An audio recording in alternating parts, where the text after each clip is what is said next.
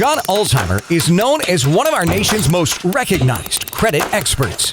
Having worked for 28 years in the credit industry, John has become one of the most prolific speakers about credit and the go-to authority on answers to credit-related questions. Credit Countdown with John Ulzheimer.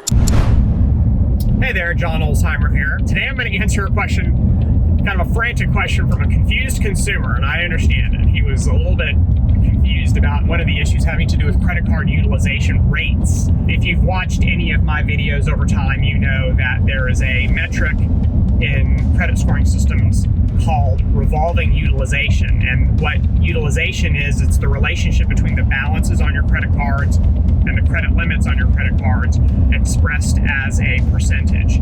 That percentage is influential in your FICO scores, and the higher that percentage, the fewer points you're going to earn for that metric. The lower the percentage, generally speaking, is going to be good, and you may be able to earn a higher credit score.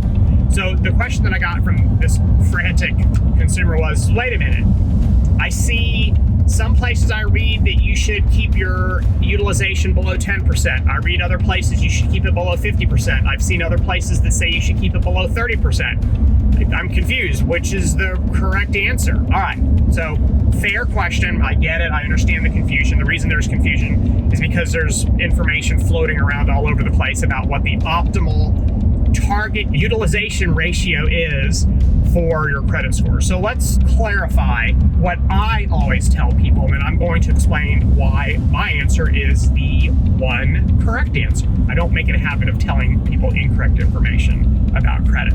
The target utilization ratio is less than 10%, period. And let me explain why. There are two primary scoring platforms in the United States credit system: FICO's branded scores and VantageScore's branded scores. And those two scores collectively make up about 100% of the credit score market.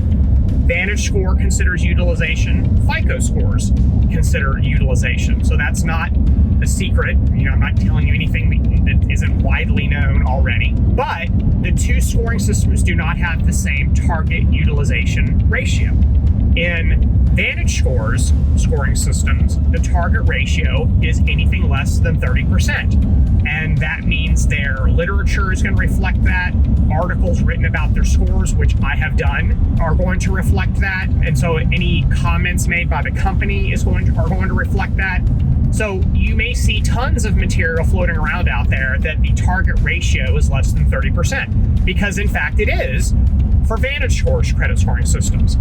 For FICO's credit scoring systems, the consumers in the US who have the highest average FICO scores have utilization of 7%. They've published this multiple times, and they call them the FICO high achievers. The FICO high achievers, people who have scores 760, 780 and above, have average utilization of about 7%.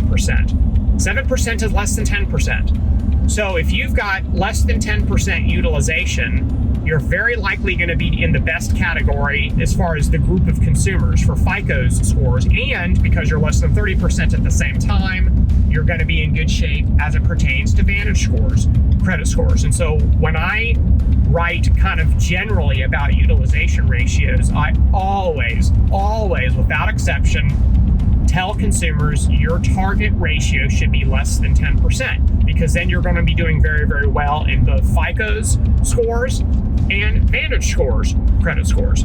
If you keep your ratio at 30%, you may be doing fantastic in VantageScore scores, but you're not doing fantastic in FICO's scores. So I like basically kind of covering all your bases at the same time, keeping that target ratio at less than 10%, and then you don't have to worry about which score the lender is going to be using, because you're going to be doing really well on both of the primarily used scoring platforms. There's also another myth that kind of floats around out there that this utilization ratio is worth 30% of the points in your score. That's incorrect.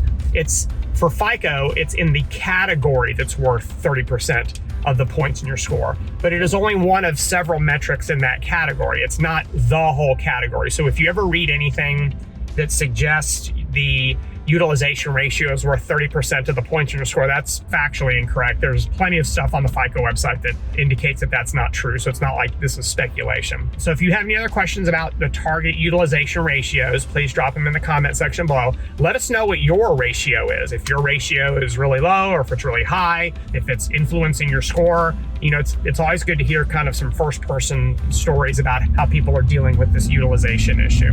So good to talk to you. Thank you very much for watching, and we'll talk again soon. Have a great rest of your day. For more videos and credit tips from John Ulzheimer, go to www.tradelinesupply.com.